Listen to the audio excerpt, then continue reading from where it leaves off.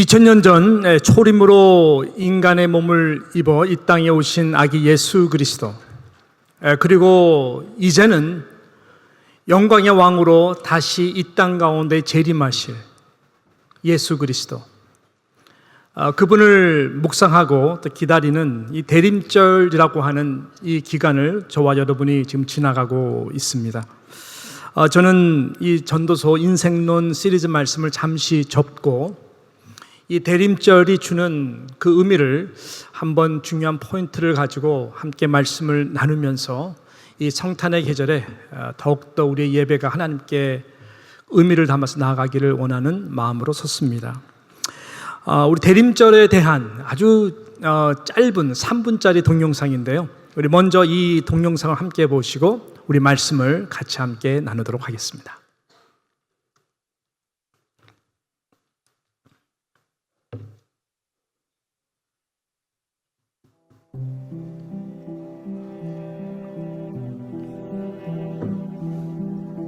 올해를 돌아보면 애석하게도 즐거운 일보단 마음을 무겁게 하는 일들이 더 많은 것 같습니다.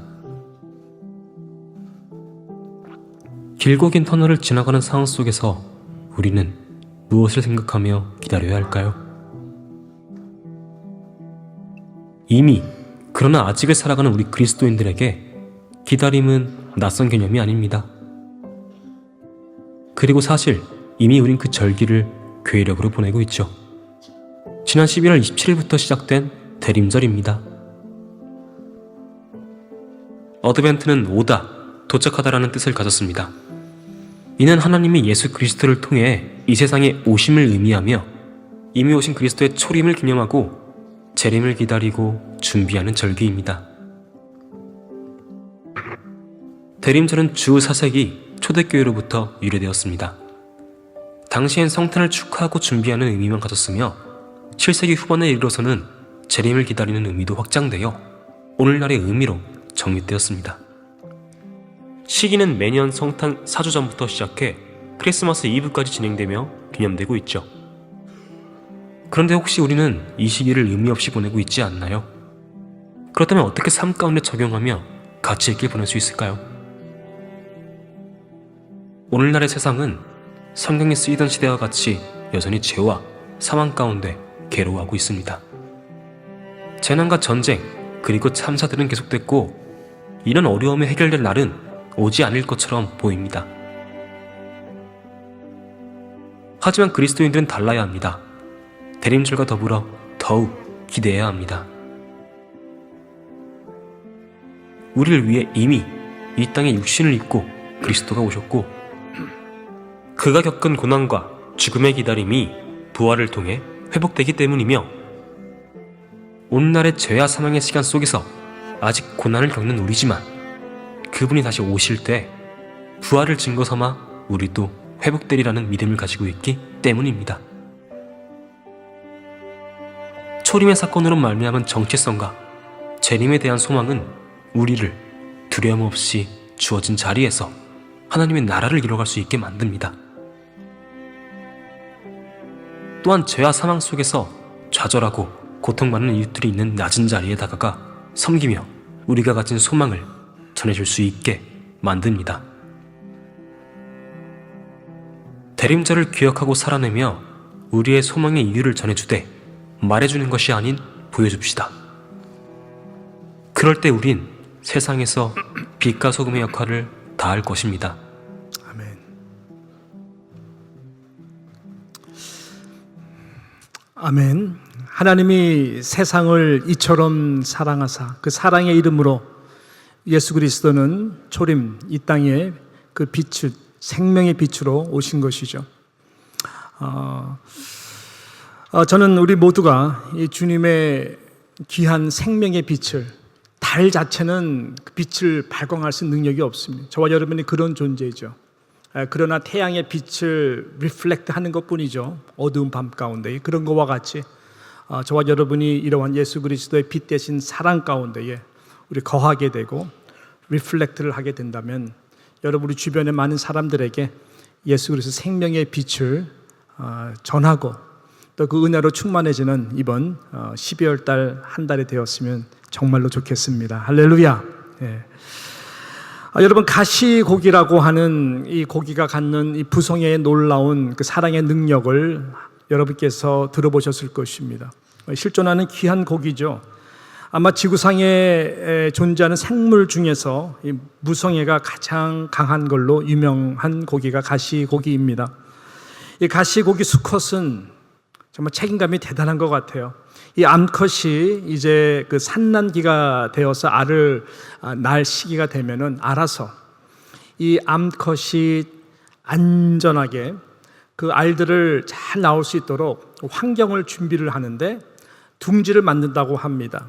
수초들, 또 갈대 이 뿌리들 같은 것을 잘 이용해 가지고 허리가 부러지도록, 부스러지도록 그 둥지를 열심히 만든다는 것이죠. 대단한 것 같아요.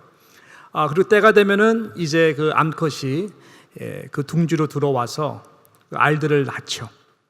그리고 이제 암컷이 떠나게 되면은 그 가시고기 이 아버지는 그 알들을 지키기 위해서 그 자리를 떠나지 않습니다. 절대로 떠나지 않죠. 지켜 보호합니다. 그것도 거의 15일 동안 아무것도 먹지 않고 그냥 품고 기다리는 것입니다. 그런데 이 조그만 고기가 15일 동안 아무것도 먹지 않으면 이미 몸 상태는 완전히 망가지게 되는 것이죠. 죽을 수밖에 없는 그 자리까지 감에도 불구하고 끝까지 그 자리를 지켜줍니다. 그리고 이제 한 새끼들, 한 존재들이 이제 부화하기 시작할 때 그는 눈을 감고 그것을 보고 죽게 되는 것이죠. 아무 영문도 모른 채 그렇게 태어난 새 생명의 그 수많은 작은 고기들이 무엇을 먹으면서 그 안에서 버텨낼까요? 그 아버지의 그 죽은 그 생선의 시체를 먹어가면서 저희들이 이제 자라나게 되고 그 다음에 세상으로 나가게 된다라고 하는 이야기인 것입니다. 여러분, 물론 우리가 섬기고 믿는 하나님 아버지의 그 위대한 사랑과 어떻게 작은 한 이 생물의 가시고기의 그 아비의 사랑과 비교를 할 수 있겠습니까마는 우리 하나님은 세상을 다 창조하신 분이시죠. 이것을 보게 되면은 그 창조하신 하나님 사랑으로 창조하신 것인데 또 세상을 이처럼 사랑하사라고 하는 그 하나님의 그 사랑의 그 마음이 이 작은 이 생명체 가운데에도 흘러가도록 그런 DNA를 갖도록 하나님이 창조하셨구나라고 하는 것을 우리는 이제 알게 되는 것이죠. 여러분, 그것이 놀라운 사랑인 것입니다. 그래서 오늘 이 본문 말씀에 보게 되면은 사도 요한은 이 말씀을 기록하면서 10절 첫 구절에 사랑은 여기 있으니, 사랑은 여기 있으니, 가장 위대한 그 사랑을 지금 사도 요한이 성령의 감동이 되어서 이 하나님의 말씀을 기록하고 증거하고 있는 것입니다. 여러분, 우리는 읽지 않았지만 조금 더 올라가면은 이 8절에 보게 되면은 하나님은 어떤 분이실까? 보이지 않는 하나님은 어떤 존재일까라고 하는 질문에 대해서 사도 요한은 너무나 분명하게 머뭇거리지 않고 하나님은 사랑이심이니라. God is love. 그렇게 그는 증거하고 있는 것입니다. 여러분, 이것이 기독교의 본질입니다. 저와 여러분이 믿는 이 기독교 신앙, 우리 모든 종교적 행위, 우리의 헌신, 믿음, 모든 것 다 우리가 그 껍질을 떼고 벗기면 결국 무엇이 남는지 아십니까? 하나님의 십자가의 사랑입니다. 사랑밖에 남는 것이 없는 것이고 실은 그거 하나가 가장 중요한 것이죠. 그래서 사도 바울은 일찍이 이 사랑이 중요하다. 어느 정도 중요하냐? 이 사랑이 없으면 모든 것이 다 올리는 갱과리와 같다 라고 그는 말씀을 했습니다. 여러분, 우리 신앙생활 가운데 믿음이 얼마나 중요합니까? 그리고 우리 소망을 갖고 신앙생활을 하는 것 얼마나 중요합니까? 근데 바울은 믿음, 소망, 사랑, 그래 항상 이 세 가지는 있다. 그렇지만 믿음도 아니고 소망도 아니고 결국 영원한 것, 결국 우리가 붙들고 하나님 앞에 갖고 가는 것, 그곳에서 살게 하는 유일한 것 하나가 있다면 그것은 사랑이라고 하는 것입니다. 그래서 믿음, 소망, 사랑 중에 사랑이 제일이다. 그렇죠. 우리가 하나님 앞에 언젠가는 조금 있으면 갈 터이고 영원토록 그곳에서 살 것인데 70년, 80년 인생과 영혼의 시간과는 비교할 수가 없는 것입니다. 믿음은 이 땅에서 필요한 것이죠. 믿음은 이 천국에 대한 그 사랑으로 영원히 살 것에 대한 실체죠. 그래서 우리가 바라고 원하는 것, 소망하는 것이 이루어지는 이 믿음을 통해서 이루어지는 것이지만 우리가 천국 가서는 믿음이 필요가 없는 것입니다. 믿음의 결과이기 때문에 그런 것이죠. 여러분, 소망도 우리가 소망을 갖고 사는 것은 내일의 나로 하여금 살게 하는 힘이 되기 때문에 소망을 붙드는 거지만 여러분, 천국은 내일이 없습니다. 내일이 없어요. 내년이 없어요. 그냥 지금 여기라고 이 시간이 영원토록 가는 시간이기 때문에 우리가 소망을 품을 이유도 없는 것입니다. 그 무엇만 남는다고요? 사랑만 남는 것이죠. 그래서 사랑이 최고인 것입니다. 그래서 오늘 본문은 사도 요한은 우리들에게 이 사랑을 증거하고 있는 것입니다. 이 사랑이 얼마나 귀하고 소중한지를 우리들에게 말씀하고 있는 것입니다. 여러분, 어떤 사랑을 말씀하고 있는 것일까요? 하나님은 사랑이십니다. 그리고 아들 예수 그리스도를 이 땅에 보내주신 것도 사랑에 의한 것인데 무엇 때문에, 무엇을 위하여 아들 예수 그리스도를 이 땅에 보내셨을까? 그 진정한 그 본질적 의미가 무엇일까? 그렇다면 우리는 어떠한 사랑의 본질을 붙들고 저와 여러분이 올 한 해를 마무리하고 또 우리가 신앙생활하며 살아갈 것인가? 이런 질문이 우리 가운데 있는 것인데 오늘 우리 가운데 주시는 귀한 메시지는 다른 것이 아니라 화목입니다. 화목하는 사랑, 화목의 사랑, 그 사랑을 말씀하고 있는 것이죠. 오늘 10절 말씀이 그것을 증거하죠. 10절 말씀 어떻게 말씀하죠? 사랑은 여기 있으니 우리가 하나님을 사랑하는 것이 아니요 하나님이 우리를 사랑하사 우리 죄를 속하기 위하여 무엇으로? 화목 제물로 그 아들을 보내셨다라고 말씀하고 있는 것입니다. 그렇습니다.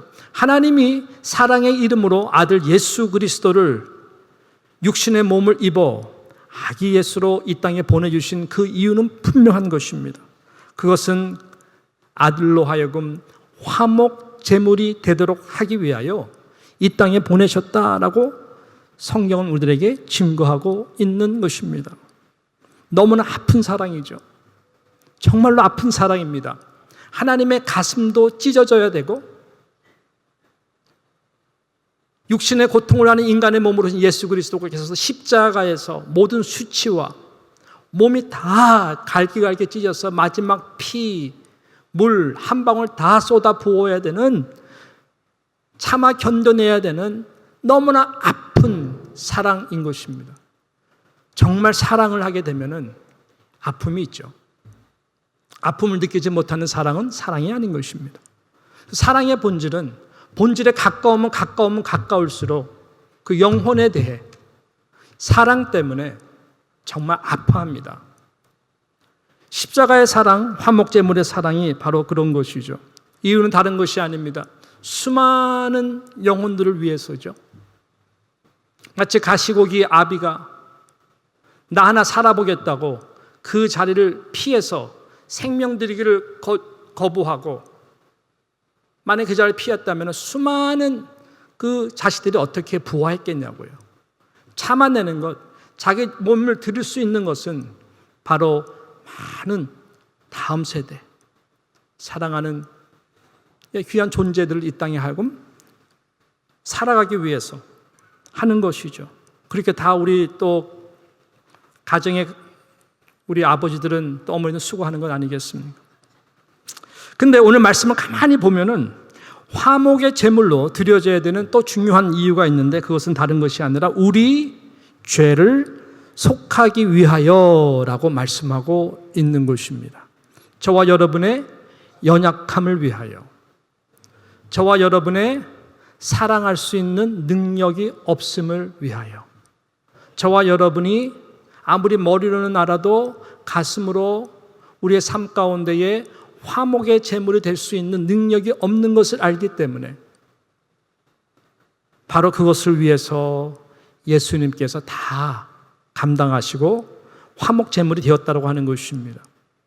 그렇습니다. 저와 여러분은 1년을 돌아봐도 여러분 마음 어때요? Everyday happy 할렐루야입니까? 할렐루야, 감사합니다. 근데 마음이 쉽게 상하지 않나요?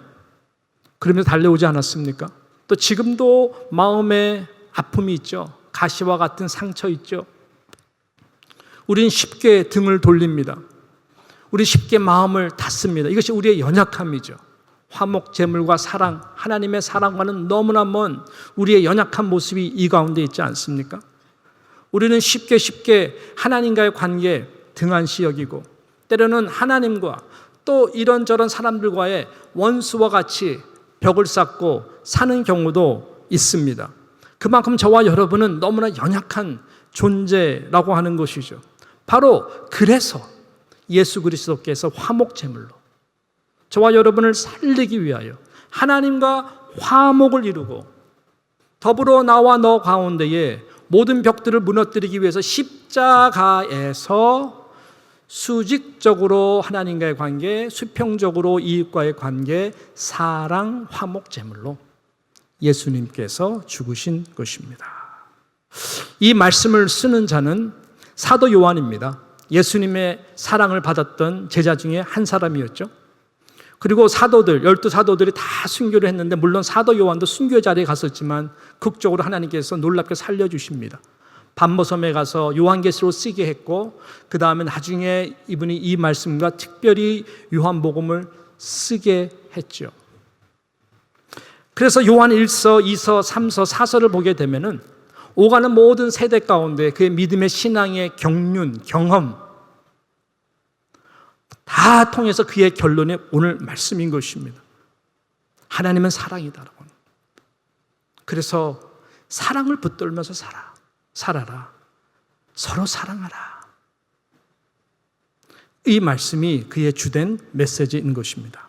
예수님도 이 땅에 오셔서 율법을 구체적으로 말씀하시기보다는 모든 것을 다 썸업해가지고 하나님의 이 본질적 마음 그리고 가장 붙들어야 되는 최고의 강령이 무엇이냐? 누가복음 10장 27절에 너무나 분명하게 우리들에게 정확하게 말씀해 주셨죠. 자, 이렇게 말씀하죠.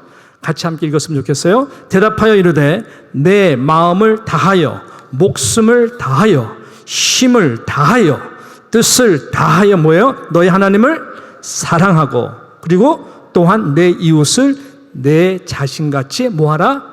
사랑하라 하였나이다 라고 하는 이 말씀인 것입니다. 일맥상통하는 것이죠. 이것이 본질이기 때문에 그런 거예요. 이거 외에는 다른 것이 남는 것이 없기 때문에 그런 것입니다. 아이고 누가 모릅니까? 안 되는 것이 문제이지 말입니다. 솔직한 고백이겠죠. 그런데 오늘 좀 잘 들어보세요. 누가 모릅니까?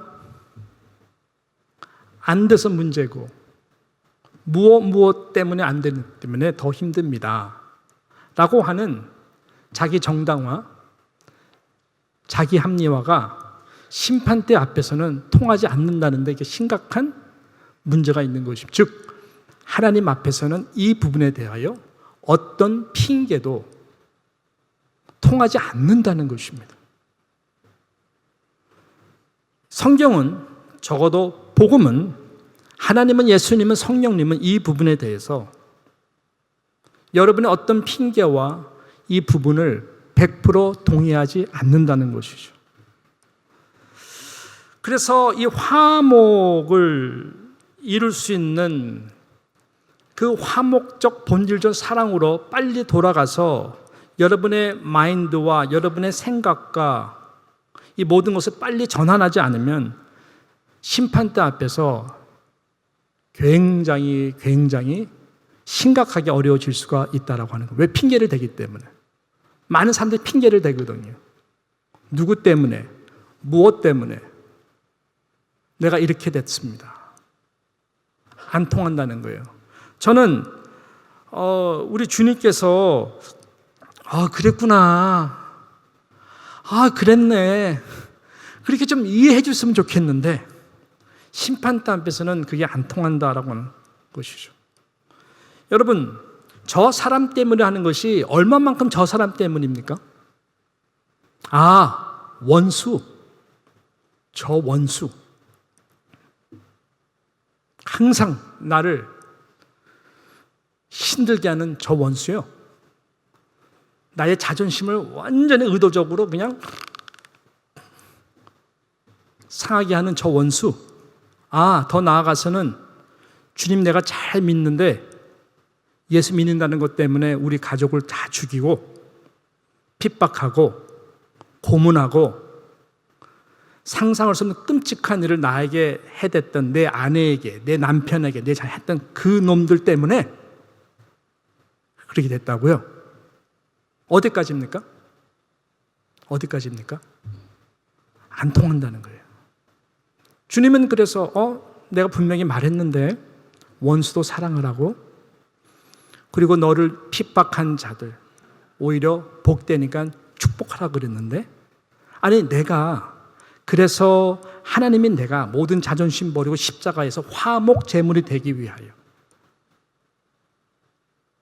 내가 다 감당했는데, 그럼 너에게는 나의 십자가의 사랑의 증표가 뭐냐? 물어보시면 어떻게 대답하시겠냐고요. 끝까지 변명하시겠어요? 핑계 대시겠어요? 지금은 우리가 생각할 수 있겠죠. 심판대 앞에서는 안 통한다고 하는 것입니다. 제가요, 이것을 깨닫기 전까지는 너무 힘든 그 자체였어요.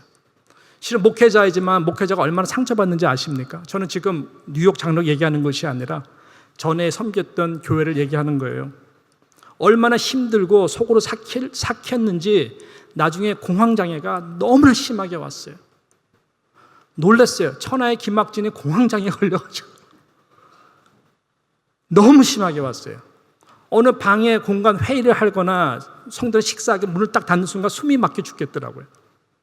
이것은 어떤 거와 같냐면 정말 심해요. 저는 공황장애 혹시 아시는 분 계신다면 저는 정말 이해해요. 너무 힘들었어요. 숨을 못 쉬겠어요. 잠을 못 자겠어요. 억울해서 미치겠어요. 그거 다 감당했느라고 정말 감당 못 하겠더라고요. 그러는 가운데 하나님께서 저를 어떻게 이제 은혜를 주셨냐면은 이 부분이었었어요. 너 그것이 나한테 핑계가 될 것 같아? 너 그 사람 때문에 그런 말들 들은 것 때문에 너 지금 공황장애 앓는다는 게 말이 된다고 생각해? 가만 봤더니 말이 안 되더라고. 그 사람 용서해. 용서할 자격이 없지만 용서해. 축복해. 왜?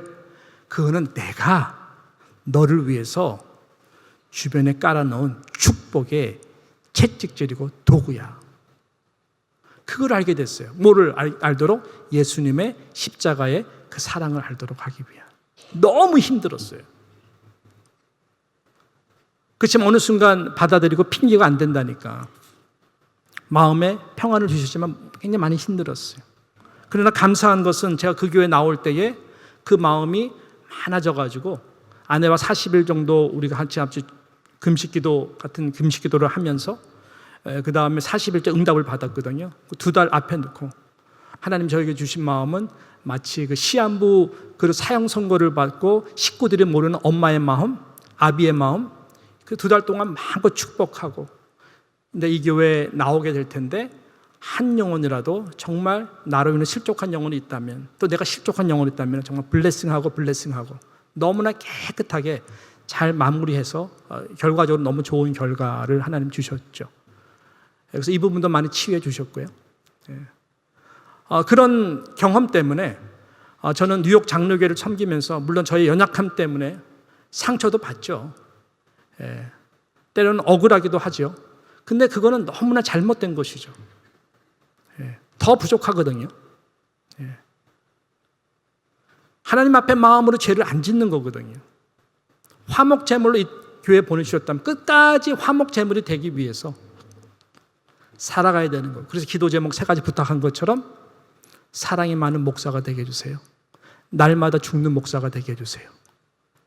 하나님 시작보다 끝이 화목 제물로 좋은 교회가 되도록 쓰임받게 해주세요. 할렐루야. 예. 그렇습니다. 아픈 사랑.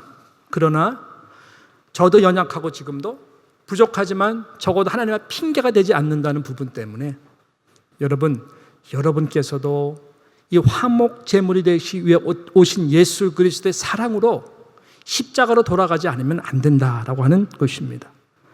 왜냐하면 오늘 본문 마지막 이 3구절에서도 이 본문적인 부분을 확실하게 지금 사도 요한이 말씀하고 있거든요. 자, 오늘 19절부터 21절을 보십시오. 우리 하나님의 말씀입니다. 최고의 권위가 하나님의 말씀이잖아요. 하나님의 말씀 이렇게 말씀합니다. 같이 함께 읽겠습니다. 시작. 우리가 사랑함은 그가 먼저 우리를 사랑하셨습니다. 누구든지 하나님을 사랑하노라 하고 그 형제를 미워하면 이는 거짓말하는 자니 보는 바 그 형제를 사랑하지 아니하는 자는 보지 못하는 바 하나님을 사랑할 수 없느니라. 우리가 이 계명을 주께 받았나니 하나님을 사랑하는 자는 또한 그 형제를 어떻게 하라고요? 사랑할지니라. 여러분, 목사에게 권위가 있는 거 아닙니다. 우리 장로님들에게 권위가 있는 거 아닙니다. 당의 권위 이런 것들은요, 실은 교회가 어지럽고 힘들 때 하나님이 세워놓은 질서적인, 우리는 섬김밖에 없는 것이고요. 최고의 권위는 다른 것이 아니라 오직 하나님의 말씀인 줄로 믿습니다. 하나님의 말씀 앞에서는 목사도 모든 직분자들도 이 앞에 우리가 무릎을 꿇도록 정말 노력하셔야 되는 것이죠. 이 말씀 보니까 20절에 이 본질적 이유에 대해서 말씀을 하는 것이, 복음이 말하는 화목적 사랑이 바로 이런 것이다라고 하는 것입니다. 나 때문에 죽으신 바로 예수 그리스도, 이제는 예수 그리스도 때문에 내가 원치 않아도, 내 감정은 허락하지 않아도 나를 위해서 정말 그분이 죽으셨다면, 죽으셨죠. 그 사랑을 내가 받았고 용서받았다면 어떤 영혼도 예수 그리스도 때문에 사랑하고 섬겨야 되겠구나. 이것이 중요한 것입니다. 그래서 또 중요한데, 누구든지 하나님을 사랑하노라 하고 형제를 미워하면 거짓 신앙이다. 이는 거짓말하는 자다. 보는 바 그 형제를 사랑하지 않는 자는 보지 못하는 바 하나님을 사랑할 수 없다라고 하는 것이, 그러니까 얼마나 괴롭냐고요. 혹시 우리 가운데에 믿지 않는 분은 제외하고 정말 하나님을 믿고 예수님을 믿어 십자가 살아오 내 구원받았다 생각하시는 분들, 구원받았다 생각하시는 분들, 내 안에 성령이 말씀의 진리 영 가운데 있다라고 사시는 분들이, 혹 내가 그 하나님을 말씀을 통해서 사랑은 한다 하지만, 그래서 예배의 자리에 나오지만 아직까지 내 마음속에 누구 때문에, 무엇 때문에 그 사람을 사랑하지 않는다면, 아니 미워한다면 그것은 거짓된 신앙이다. 거짓말이라는 거예요. 하나님이 인정하지 않는다는 것이죠. 그래서 빨리 돌아와야 되는 거예요. 이것이 하나님의 말씀이에요. 왜냐하면 형제를 사랑하지 않는 자가 어떻게 보지 않는 자 하나님을 사랑하냐? 이거는 성립되지 않는다라고 말씀하는 것이죠. 그리고 21절, 우리가 이 계명을 주께 받았나니 하나님을 사랑하는 자는 또한 그 형제를 사랑할지니라. 이것은 명령이에요. 그래야 하나님 사랑이 성립이 되기 때문에 그런 것이죠. 그래야 화목제물로 이 땅에 오신 예수 그리스도가 내 안에 거한다는 것이 증거가 되기 때문에 그런 것입니다. 이거와 이거는 따로가 아니에요. 그건 종교 생활이지 신앙 생활이 아닌 것입니다. 성경은 우리에게 더 분명하게 말씀을 하고 있습니다. 19절 말씀, 우리가 사랑함은 그가 먼저 우리를 사랑하셨습니다. 우리가 사랑함은이 전제가 되고 있는 것입니다. 그러니까 여러분의 모든 사랑의 핵에는 뭐냐? 뭐가 그가 먼저 우리를 사랑하셨다라고 하는, 먼저 나를 사랑하신 사랑에 감사해서 이제는 내가 먼저 내가 먼저 손을 내미셔야 돼요. 먼저 여러분 처음 보는 것과 같이 활짝 웃으시면서 그분을 축복하는 마음으로 대하셔야 되는 것입니다. 먼저 하셔야 돼요. 피해가지 마세요. 먼저.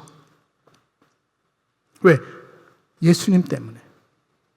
예수님이 나를 그렇게 사랑하셨기 때문에.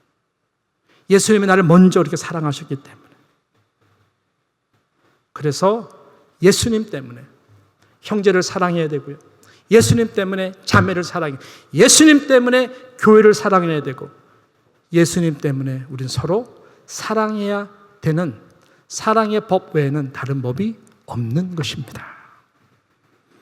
우리가 이 계명을 주께 받았으니, 주님으로부터 받은 이 귀한 명령의 법, 우리는 해야 돼요. 먼저 해야 되는 것입니다. 여러분 이렇게 순종하고 행해 보십시오. 어떤 일이 일어나는지. 기독교는 모든 것이 동의가 되고 컨디션이 돼야 순종하고, 모든 것이 되고 컨디션이 돼야 하나님을 사랑하고, 이런 종교는 기독교가 아닌 것입니다. 기독교는 먼저 순종하라고 이야기합니다. 네가 먼저 사랑하라고 이야기합니다. 왜? 하나님이, 예수님이 먼저 우리를 그렇게 대하셨기 때문에, 택해 주시고 먼저 사랑했기 때문에 우리는 먼저 그 사랑을 위해서 순종해야 되는 것이죠. 자, 이렇게 한다면 어떤 일이 벌어질까요? 오늘 마지막 말씀인데요. 오늘 말씀에 보니까는 12절에 놀라운 이 은혜를 하나님이 주시는 것이죠. 12절 말씀 우리 같이 함께 봅니다. 시작. 어느 때나 하나님을 본 사람이 없으되 만일 우리가 서로 사랑하면 하나님이 우리 안에 거하시고 그의 사랑이 우리 안에 어떻게 해요? 온전히 이루어지. 그때서부터 우리 하나님의 형상을 닮아가는, 그때부터 예수님을 닮아가는 참 신앙의 길로 들어오게 된다라고 하는 거죠. 언제부터? 우리가 서로 사랑하면. 내가 너희를 사랑한 것 같이 너도 서로 사랑하라. 이 말이 우리 안에 거하게 되고, 우리가 먼저 화목제물 되기 위해서 사랑하기 시작하면, 놀라운 것은 그 다음 절에 있는 거죠. 성령이 우리 가운데에, 성령이 거하시는 우리 심령을 사랑의 열매를 맺도록 그때부터 성령께서 일을 하시는 거예요. 우리 마음에 놀라운 평안을 주십니다. 마음에 감사를 주십니다. 저 사람이 변하지 않아도 적어도 내 마음은 천국이 되는 것이죠. 하나님 앞에 섰을 때에 핑계치 않고 잘했다, 고마웠다, 아주 잘했어, 이 칭찬을 받는 것입니다. 누구 때문에? 예수님 때문에. 이 신앙으로 올 한 해를 잘 마무리할 수 있는 저와 여러분 되시기를 축복하는 것입니다. 저는 이제 말씀 마치면서 특세 때 전했던 한 자그마한 예화를 다시 한번 말씀을 드리면, 못 들으신 분들이 계실지도 모르기 때문에 말씀 마무리하도록 하겠는데, 한 흑인 노예에 대한 이야기였습니다. 셋째 날 때 제가 잠깐 나눴었는데요. 실화예죠. 실화고 이 미국 목사님들, 설교가들 사이에서는 이 예화가 이제 회자가 되거든요. 저도 이렇게 들은 건데, 다른 것이 아니라 이 노예 제도가 있었던 이 미국의 시대죠. 꽤 오래된 것입니다. 그래서 이 기차 가운데 많은 노예들을 운송하는 그 가운데 이제 관리인들이 백인들이었는데, 그 가운데 어느 한 흑인은 유독 아주 건장하고 성격이 다혈질인 거예요. 어차피 내가 노예로 끌려가가지고 고생하다가 죽느니 너무나 분노로 가득 차 있기 때문에 시비가 붙었어요. 관리인들은. 있으면 안 되는 일이 벌어지기 시작한 거예요. 이게 심각해져가지고 칼부림까지 날 정도로 너무나 심각한 상태가 벌어진 것입니다. 근데 그 전체를 디렉팅하는 이 군의관은 너무나 인격적인 백인이었죠. 그래서 중간에 들어가가지고 이 싸움이 일어나지 않고 심각한 일이 벌어지지 않도록 노력을 하는데 쉽지가 않아요. 칼부림이 휘두르는 가운데에 흑인의 칼에 의해 가지고 이 군인간의 이 옆에 칼이 깊숙이 찔리는 그러한 초유의 상태가 벌어지게 됩니다. 그러면서 이제 마무리가 되면서 이 흑인 친구가 사형을 당할 수밖에 없는 상황인데, 이 군인관이 내 노예로 직접 삼겠다. 내가 알아서 평생 이 친구를, 왜냐하면 가해자고 피해자잖아. 그래서 이제 마무리가 잘 됐어요. 그러니까 이 흑인 노예가 얼마나 고마웠겠어요. 주인으로 생각하고 특별한 인격자니까 잘 하려고 노력을 합니다. 그러나 여러분, 그 성격이 어디 가나요? 그 성질이 어디 가나요? 사람이 참 변하기가 쉽지가 않죠. 그래서 또 그냥 서로 간에 너무나 문제가 많이 생길 때가 있고 그래. 그런 것들은 어떻게 잘 타이르는데 한 번은 또 비슷하게 트라우마인가 봐요. 상처인가 봐요. 그래서 그 관리 그 백인과 또 트러블이 생겼어요. 아주 심각한 또 위기에 갔는데 그때 딱 이 주인이 어떻게 말리냐면은 다른 것이 아니에요. 딱 웃돌을 딱 그래서 칼자국을 보여주는 것이.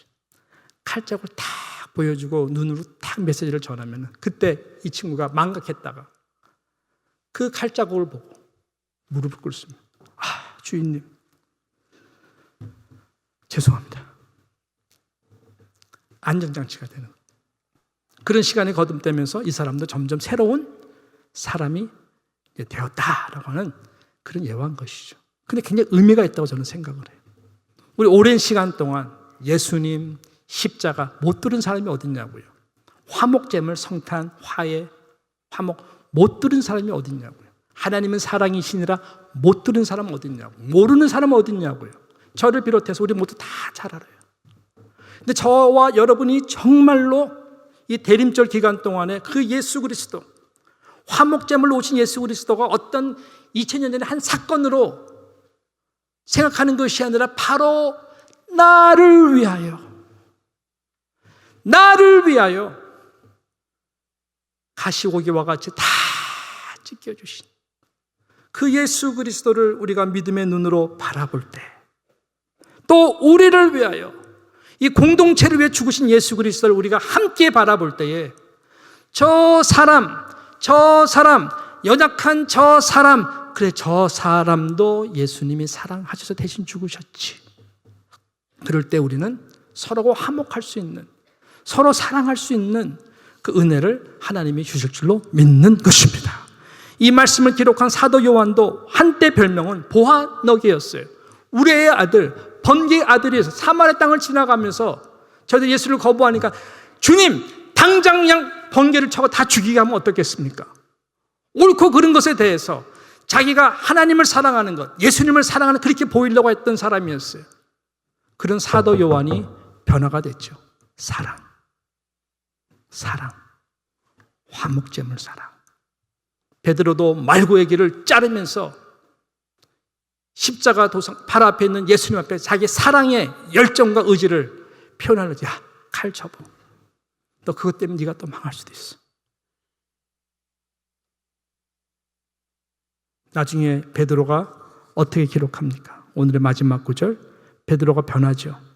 베드로전서 1장 22절에 보니까 너희가 진리를 순종함으로 너의 영혼을 깨끗하게 하여 거짓이 없이 형제를 사랑하기에 이르렀으니 마음으로 뜨겁게 서로 사랑하라. 나는 용서의 한계가 있는 줄 알았어.